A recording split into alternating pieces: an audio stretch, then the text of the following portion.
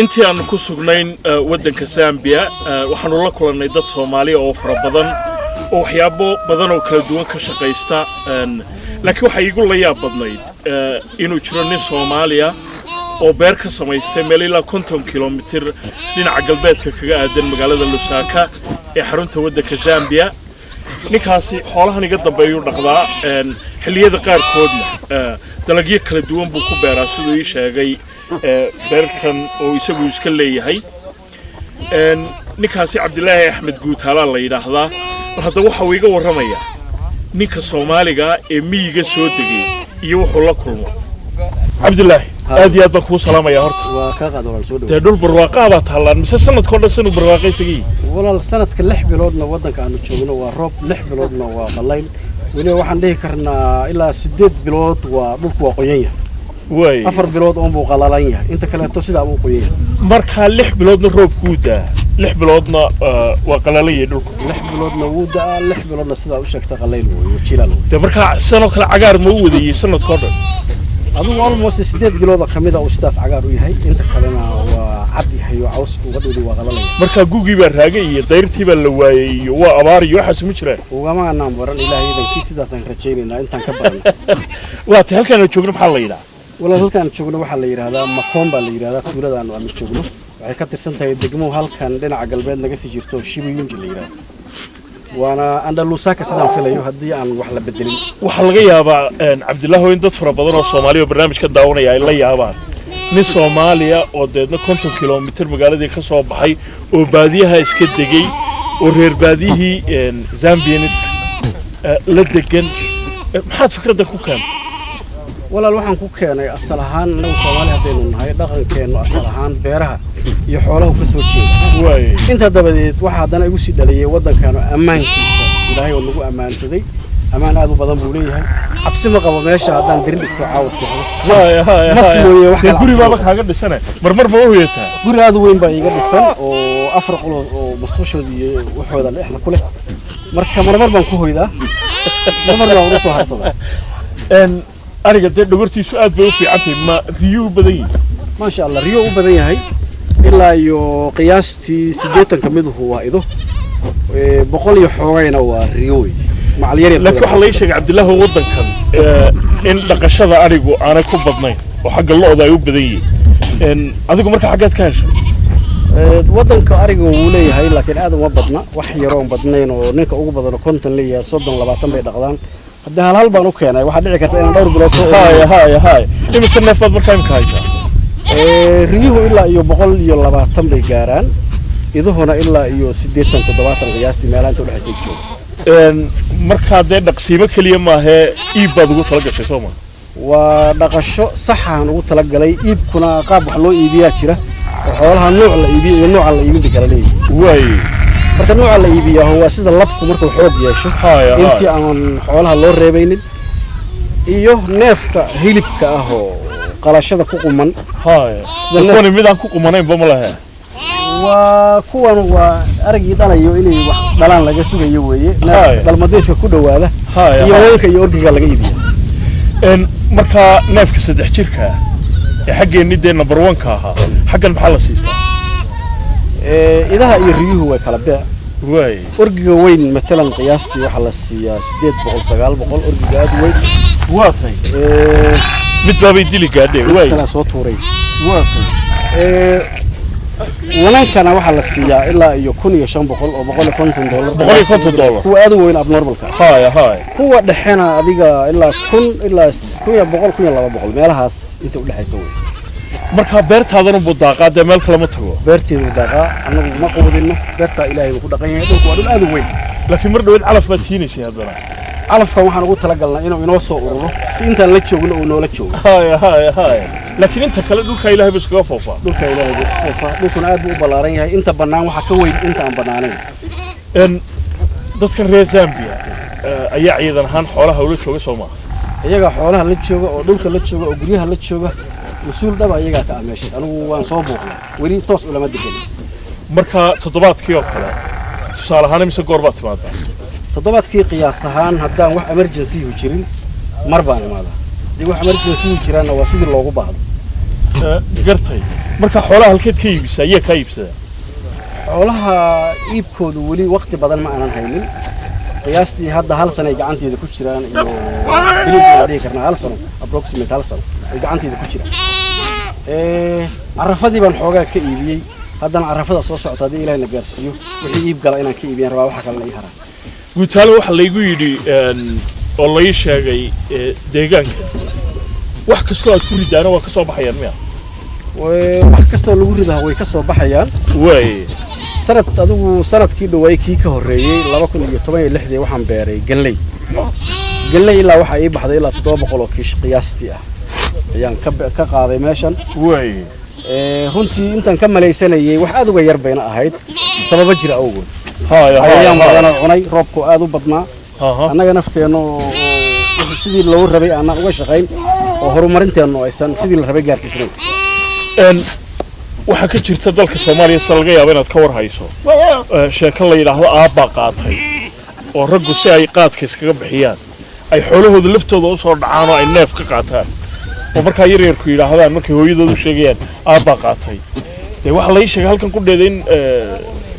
in aabba qaataydii ka jirto adiga ma hayde dadka shaqaalaha ama dariska walaal sheekada ay iiga dhaxay annaga horta meeshan Soomaali kale ilama degana beertan oo dadkan Zambiyaanka ila degan iyagaana wakiil iiga oo gacanta ku haya runtii wax dhibana kala ma kulmin dad aad u wanaagsan weeye wixii yar oo dhacana wadanku sharci buu leeyahay waxyaabaha yararka ah oo dhaca oo hadii qof xad gudbo oo kale wadanku sharci buu leeyahay hadda nin waxa jira daris ila oo wax iga xaday wala neef buu qaatay ilaa 8 neef buu qaatay oo yar yar waaweyn isugu jira ido iyo isugu jira oo marar kala duwan buu qaadanay 8 baa ku cadaatay oo naga maqnaatay wuuna qirtay inuu bixiyo una ballan qaaday yani dacweyne maxkamadda laga daayay anaguna waa ka aqbalnay oo qirtay inay saruurad badan haysay anaguna waa ka aqbalnay inuu ka magdhawano waxayna ka isagii reerkiisa ka noolaaday isagii maya reerkii lama joogin kaligiis buu in iska wareersan oo qamri ku cabay oo baan u haystaa mooyee ma ahayn reerku waa reerka bixinaya wuxuu qaatay waatay dadkan aad la degan tahay waxa laga yaabaa in la yaab ku noqoto dadka Soomaalida ninkaaga baadiyaha iska degay dadkan ma ku arkaan nin wadan kale ka yimid oo meel kale ka yimo iyaga aan ka mid ahayno si kale ma ku eega walaalow dadkan intaan ka bartay dad wanaagsan weeye oo runtii dad lala digo dadka ugu fiican weeye kaliya waxaan u baahanahay dad oon dadkeenneeyo nala soo dirso dhulka nala maalgashado nala soo dirso aad baan ugu baahnaan lahay si aan masaajid iyo madaaris iyo meelahan isugu nimaadno u yeelano laakiin boqolkiiba boqol dadka aan la deganaa dad aad u qiimo badan beertu intee laagtay markaa beertu guud ahaan 62 hektar weeye guud ahaan dhulkeedu inta hadda bannaan oo ku muuqato ishaadu arkaysaa hona waa 18 hektar weeye dhinacaan buu jiraa halkan buu jiraa dhulkii aan diyaarsanayn oo geeduhu ku yiilaa forest weeye hadda hawd weeye marka hawdkaasna markii aan u baahnaan haddii alla idmo aanu ka shaqayn doono laakiin Cabdilaahow dadka Soomaalida ee wadanka Zambia ku dhaqan waxa inta badan lagu yaqaanaa dhinaca gaadiidka waaweyn oo ay ka shaqaystaan ma kula talin lahayd sidaadan oo kale inay beer iibsadaan oo ama ay dalag ka soo saaraan ama ay xoolo ku dhaqaan walaal aad baan ugu la talin lahay runtii wadanka dadka xoolaha iyo beeraha ku dhaqdaa dadka wadanka ugu qanisan weeye cadaanayna u badan yihiin anu dadkaas oo baan eegay inay cid walba ka fiican yihiin markaan u arkaan inaan waxaan bilaaban ku tala galay walow aanan heerka iyagu wax gaarsiiyeen aan gaarsiin karin haddana inaan wax uun bilaabo ayaa qorshahaygu ah waana bilaabo waana joogaa insha Allah 1 2 3 Cabdilaahow idaha iyo waranka iyo xageeni waxa la oran jiray kuwa madaxa madow leh inagu baa kale iyo hadii laga tago wadanka Iran ka qaar fara badan oo madax madow ma qoor madow baa halka ku arkaa wadankan idaha jooga runtii waxa u badan idahaas midabka madaxa aan madoobayna u jeedo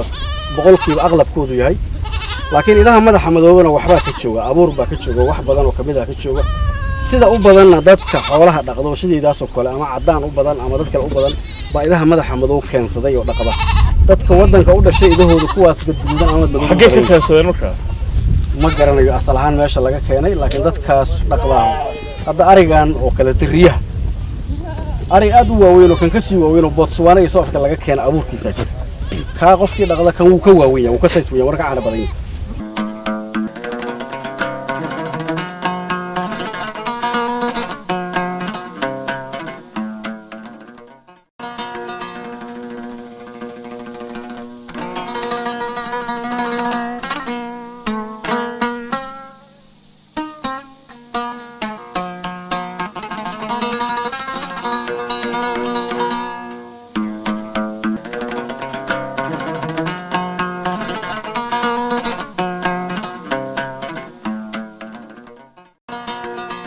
ninkan waa ninka mas'uulka ka xoolaha Cabdilaahi labada nin ee kalena xoolaha la hayaano isaga caawiyaan halkan waxa weey ceelkii waa ceel gacmeed kanina waa ceel gacmeedkii weeyaan oo xooluhu markay isku goostaan dooga iyo biyihii halkan yaala way noolaanayaan oo barqadaragii la sheegi jiray weey halkan waa subax dhereg baan u malaynayaa waa barqada misoo mar walba dhereg weey هاي وعجيب وي بيهي عبد الله بيها المركا هول بدن بو باهنه انت لغو غادا biyahan walaalo waxaan qoday 2016 markii aan dhismaha bilaabay ceelkan meterkiisu waa 60 iyo 3 mitir inuu yahay filaya intaas baa lagu biyo 30 iyo wax la jira lagu biyo gaari صدر مترو كليه meeshan wali way biyo fogta هاي marka loo fiiriyo carramadu waan dhagax lahayn way meeshan oo dhulkii beeraha lagu tala galay صدر مترو كليه ayaa ceelkaasi lagu gaari biyaha bilow biyaha ku soo tuuray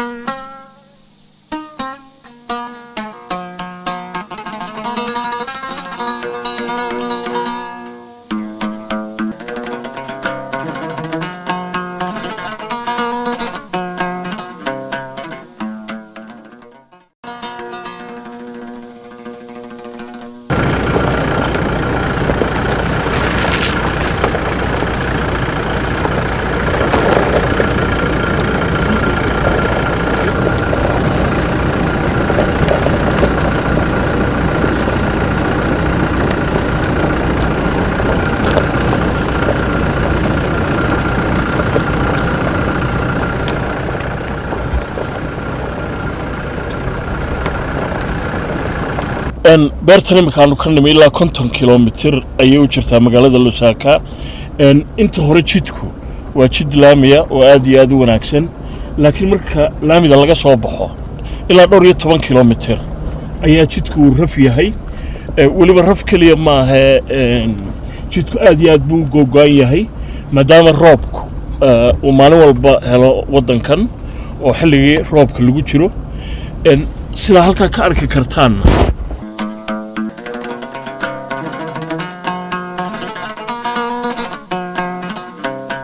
waxa la oran karaa dadka dhulkan jooga noloshoodu waxa weeye nimco ku sug laakiin dad kale oo baafa uu ka mid yahay oo kamarada duubayana waxaan u malaynayaa inuu qabo fikrad taa ka duwan oo wuxuu lahaa ninku muxuu soo fogaaday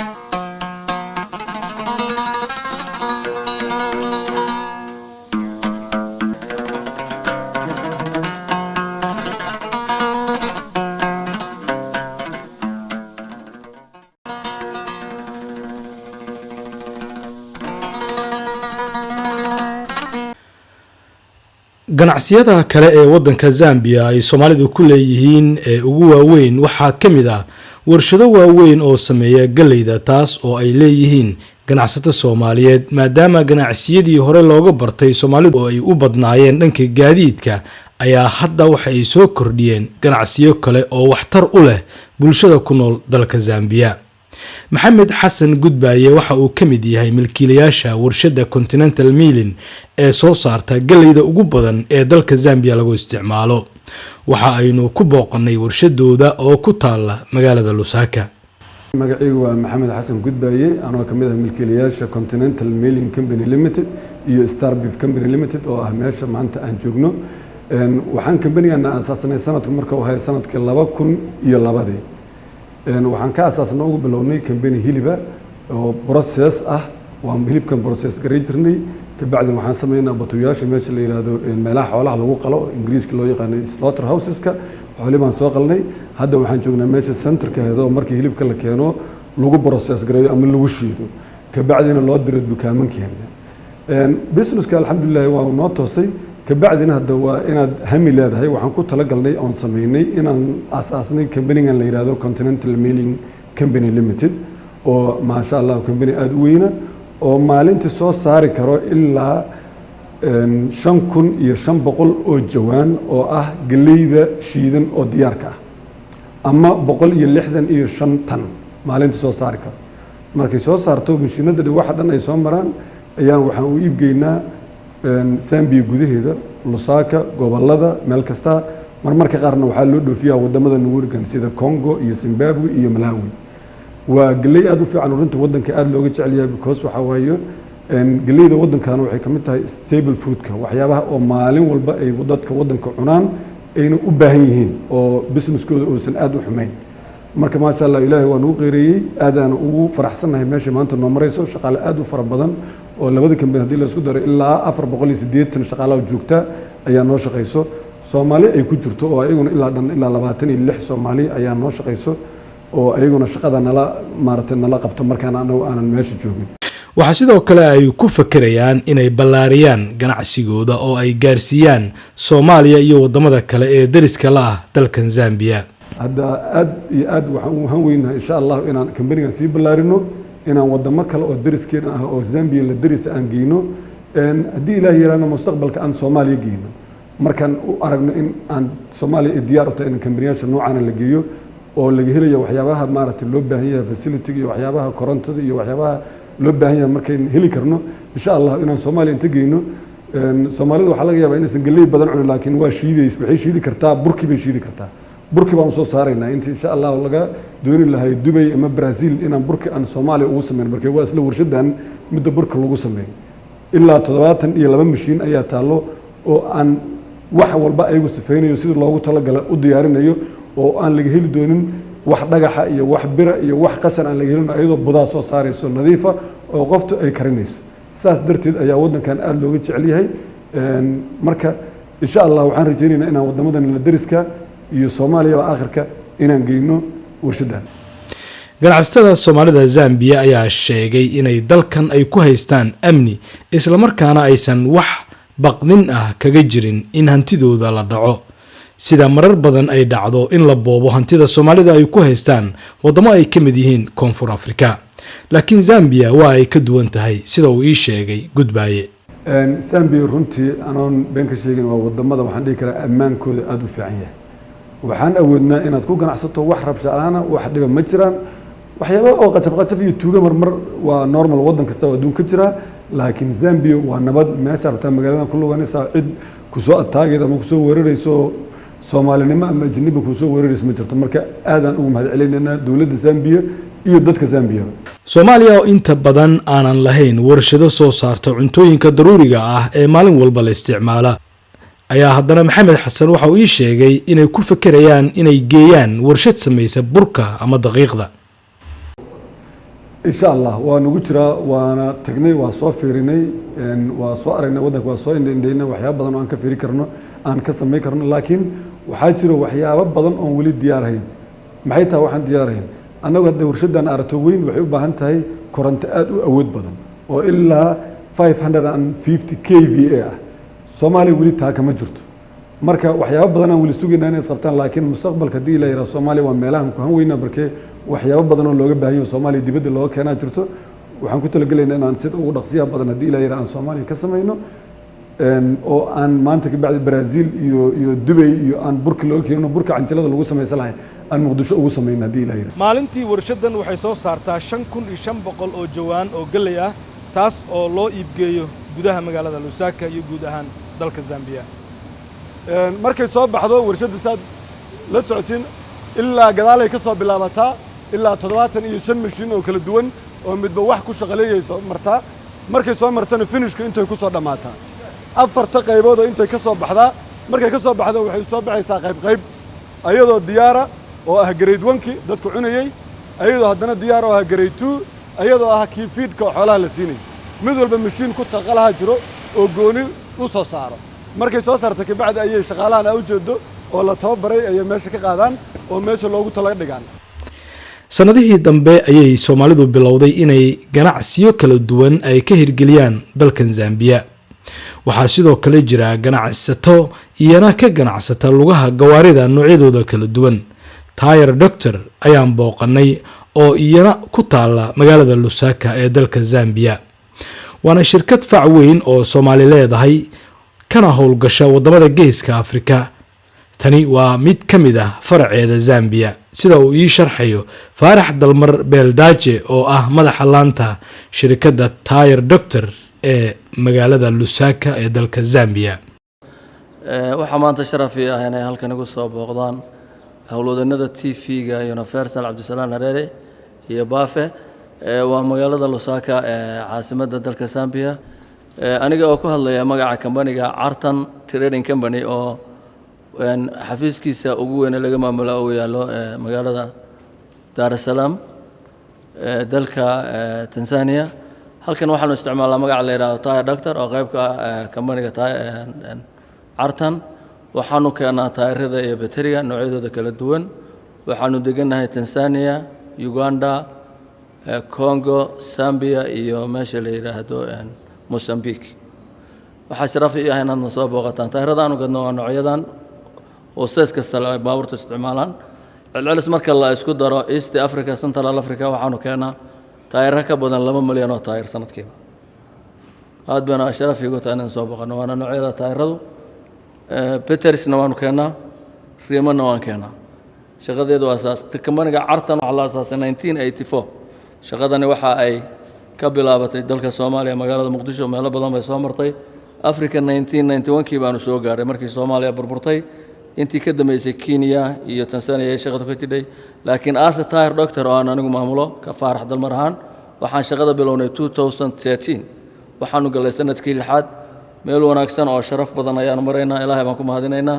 iyo community-ga wadanka degan Zambia oo Soomaalidaas community-ga Soomaalida wadankan degan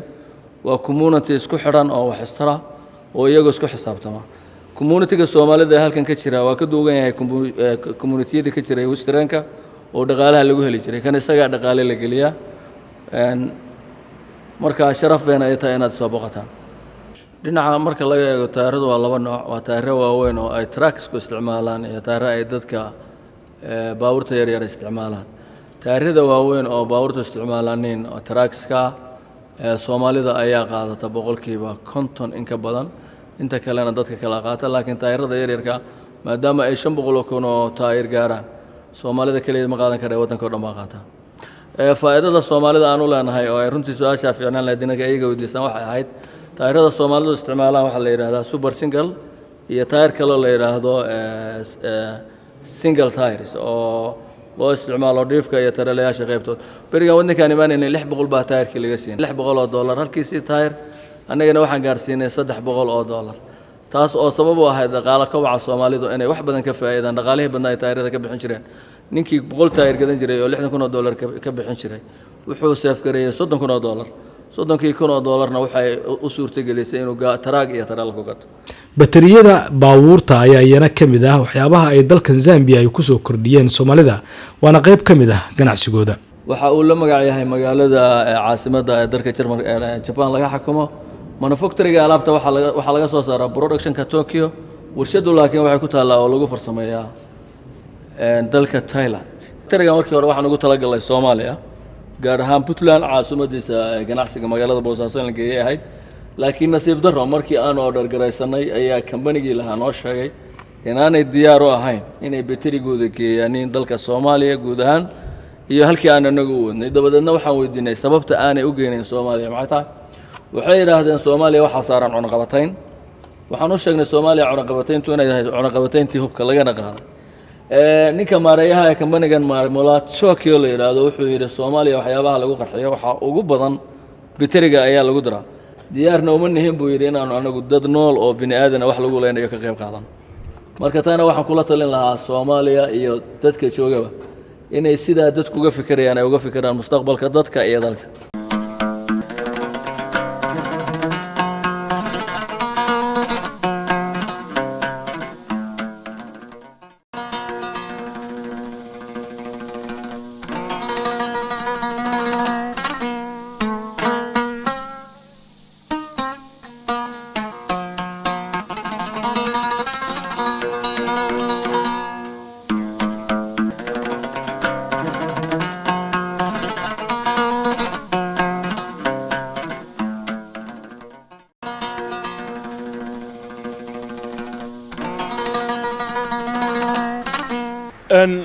dhismahan iminkaan hor taagnahay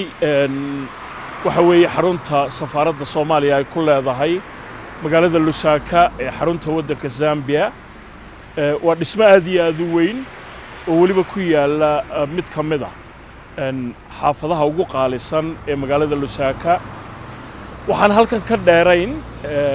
madaxtooyada waddanka Zambia xaafadan waxa la sheegay inay ku yaalaan safaarado aad iyo aad u fara badan oo kuwa caalamka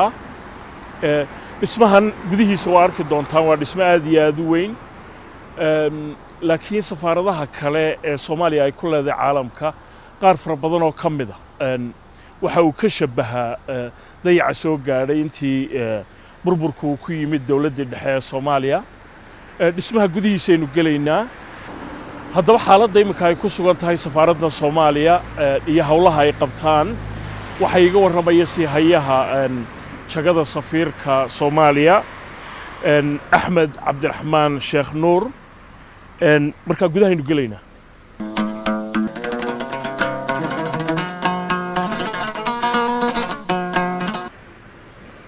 السلام عليكم مستر امباستر اهلا وسهلا ادي اد باكو سلام يا ولا واد ما تصنت ادي اد ما تصنت ايوه رسول الله فينا الحمد لله خير ويه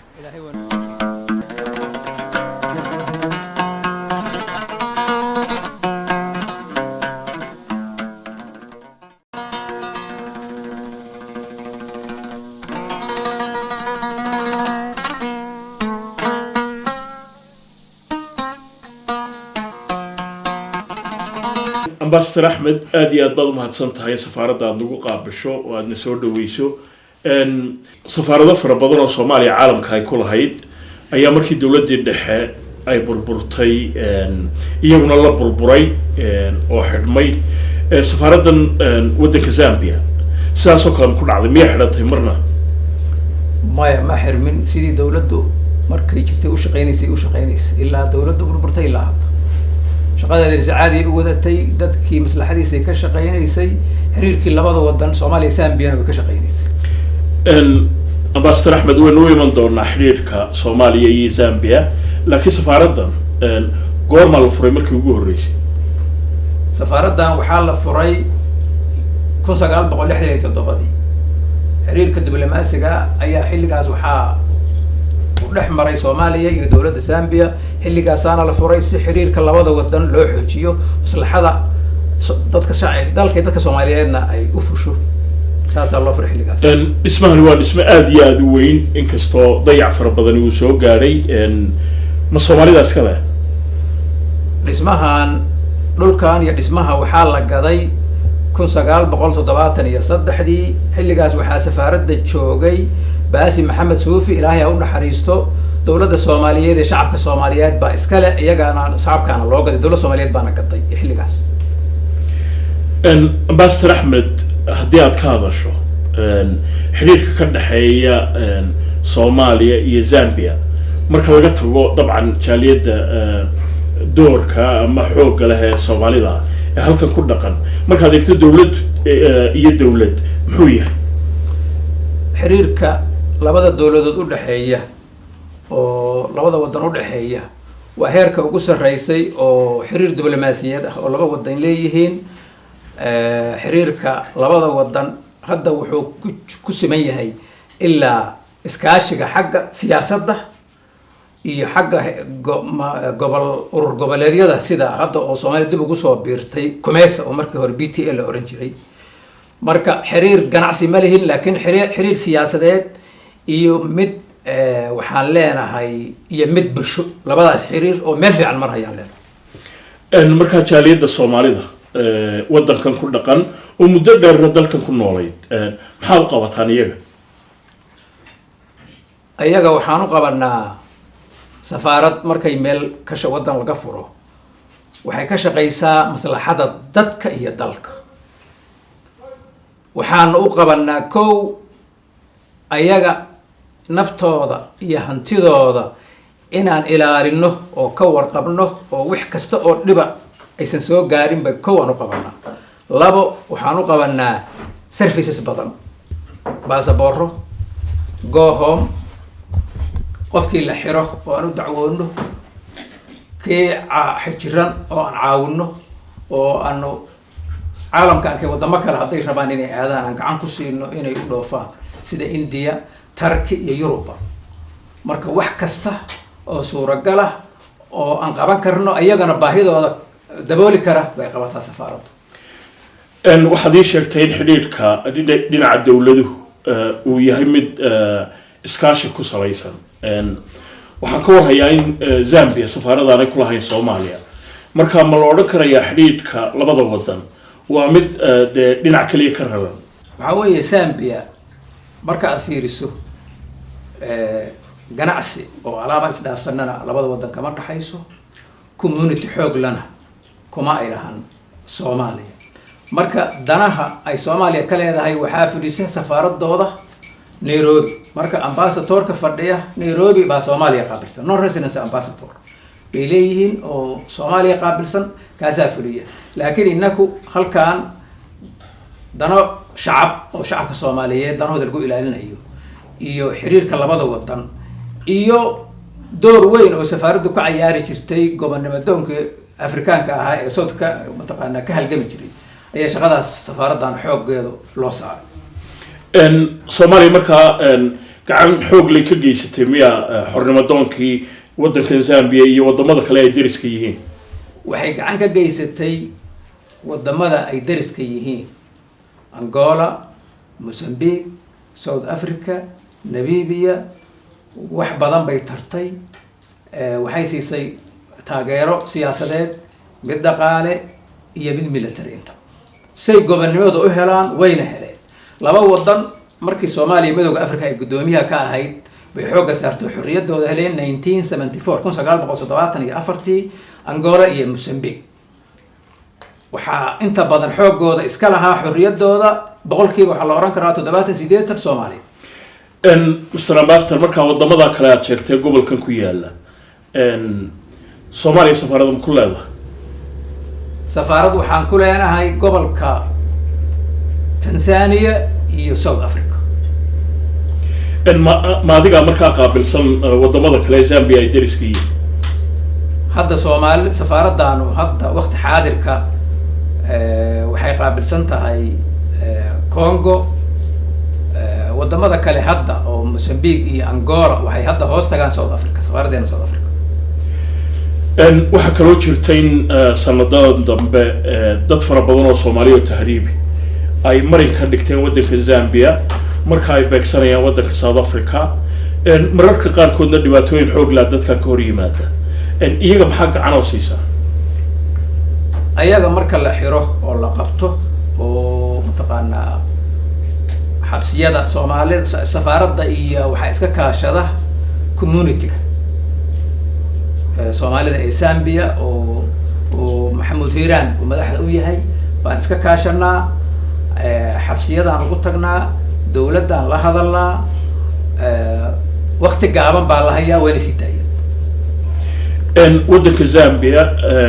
sidaan ka warhayo kama mid aha wadamada ciidamada ku beeriyay ama khubarada u diray waddanka Soomaaliya taas maxay ku dhacday taas waxaa la oran karaa markii Soomaaliya ciidamada midowga Afrika loo diray oo ay Soomaaliya ay dalbatay ciidamo mataqaanaa in loo keeno nabadda Soomaaliya ka qayb qaatay nabad soo celintii iyo amarkii kala dambeyntii markii la bandhigay markaas waddankaas wuxuu fiirinayaa xaaladda uu kaga qayb qaadan karo marka wadamo badan oo Afrika ah ayaan ciidamo soo dirin wadamana way soo direen marka xaaladda un bay qiimeeyeen wayna la noqotay inaysan ciidamo dirin laakiin wacyiga siyaasadda ama nabadgelyada ee ka jira dalka Soomaaliya sidee uga warhayaa dawladdaanu laba two channels bay warkaas ka helaan ama saddex waa la oran karaa mid waa safaaraddan Soomaalida halkan joogta midna waa safaaradooda Nairobi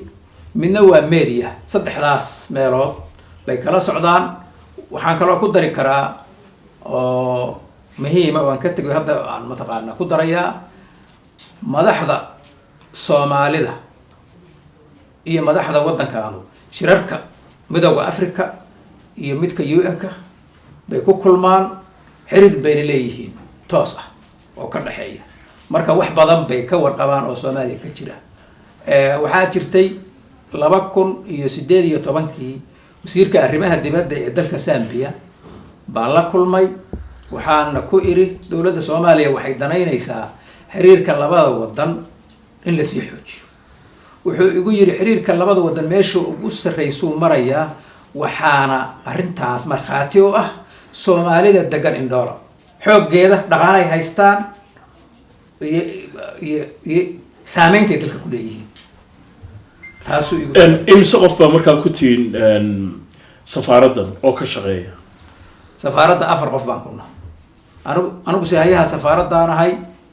nin Maxamed Ali Sayid la yiraahdo oo numberka waxaa ku jira la taliya safaaradda ah xoogaya labaad iyo u qaybsamaha arrimaha baasaboorada oo Faaduma ah haddii lagu weydiiyo Mr. Ambassador baahida ugu weyn ee safaaraddu maanta ay qabto maxaad ku tilmaami lahayd baahida ugu weyn oo ay qabto Cabdisalaanow indhahaaga ku aragtay haddana aad ku aragtaa safaaraddu way burburtay marka in dib loo dhiso weeye baahida ugu weyn oo ay safaaraddu qabtaa taas markii dib loo dhiso oo safaaraddii dhismayaashaada dhulkan waa dhul weyn oo ballaaran saad aragtay 3 dhismo baa ka dhisan guriga safiirka xafiiska iyo dhismo yaro ama qofka labaad ama martay la dejin karo dhammaantoodna waa burbursan yihiin marka in dib loo dhiso oo safaaraddii dib u dhis lagu sameeyo waxa ku xiga markaas waa qalabkay ku shaqayn lahayd waxa kaloo la ii sheegay safaaraddu ay ku taalo xaafad ka mid ah xaafadaha ugu qaalisan ee magaalada Lusaka oo madaxtooyadiina halkan aanay ka dheeray safaaraddu waxay ku taalaa magaalada xaafadda ugu qaalisan madaxtooyadana waxay noo jirtaa wax ka yar 300 oo tilaabo marka magaalada meesha ugu quruxda badan ugu qaalisan looguna jecel yahay ku taalo xiriirka idinka iyo wasaaradda arrimaha dibadda ee Soomaaliya oo mararka qaarkood safiirada qaarkood ay ka sheegtaan in dhibaato ay ka taagan tahay sidee uu yahay safaaraddu waxaa maamusho xukunto madaxa wasaaradda arrimaha dibadda madaxdeeda wasaaradda iyo madaxdeeda xukunta xiriirka iyagu waa toos waana la xukumaa amar baana la siiyaa waxaan ku shaqaynaa amaawiirta dawladda Soomaaliyeedna waxaa arrintan u qaabilsan safaaradda hoos tagta arrimaha dibadda wasiirada iyo xogayaha joogtada ah yaana maamulo toos xiriir toos ahna leeyahay aad wanaagsan markaan ku soo noqono jaaliyadda Soomaalida ee waddankan ku dhaqan ilaa 6 kilo qof baa lagu qiyaasaa ganacsato ay u badan yihiin marka dhibaatooyin ka hor yimaadaan sidee uga qayb qaadataa sidii loo xallin lahaa dhibaatooyinka culays ku yimaada dadka shacabka ah markuu culays yimaado safaaraddu waxay la xiriirtaa wasaaradda arrimaha dibadda ee dawladda Zambia waxayna ka codsataa culayskaas dadka Soomaalida haysta in laga joojiyo hantidooda la ilaaliyo amnigooda la ilaaliyo xorriyadoodana la ilaaliyo marka safaaraddu waa darbi ayaga shacabka Soomaaliyeed community-ga ku nool Zambia ilaaliya waxayna u furan tahay shaqada ugu badan ay qabtaan waa ayaga inay danahooda maslaxadooda waxay baahidooda daboosho bay halka u joogtaan ixtiraam inta lag bay Soomaalidu ku haystaan bay kula tahay Mr. Ambassador waddanka Zambia ixtiraam aad u badan bay ku haystaan waa meesha wasiirkooda arrimaha dibadda ugu leeyahay xiriirka labada wadan meesha ugu sarreeyay inuu marayo waxaa sabab oo ah markhaati shacabka Soomaaliyeed dhaqaalaha ay ku haystaan dalka xorriyadda ay ku haystaan dalka marka waxay ku haystaan ixtiraam dadka waxa uu ka ixtiraam badan dalka u dhashay ixtiraam dad mataqaana wad citizenka labaada ay haystaan caalamka oo la mid ah meesha ugu sarreeyay ku haystaan wax dhiba oo ku haystaan ma jiro shacabka Soomaaliyeed ee Zambia jooga hanti bay ku haystaan xorriyad bay ku haystaan si xorayna u ganacsadaan si xorayna u joogaan marka wax dhibaato kama haysto dalka Zambia Ambassador Ahmed aad iyo aad baad mahadsantahay aad iyo aad baad mahadsantahay intaasna waxaa ku dhan waraysigan oo xarunta safaaradda Soomaaliya ee magaalada Lusaka ee xarunta waddanka Zambia aan kula yeeshay si hayaha jagada danjiranimo ee safaaradda Soomaaliya Ahmed Cabdiraxmaan Sheekh Nuur waraysigan intaas ku dhanyeey nabadgelyo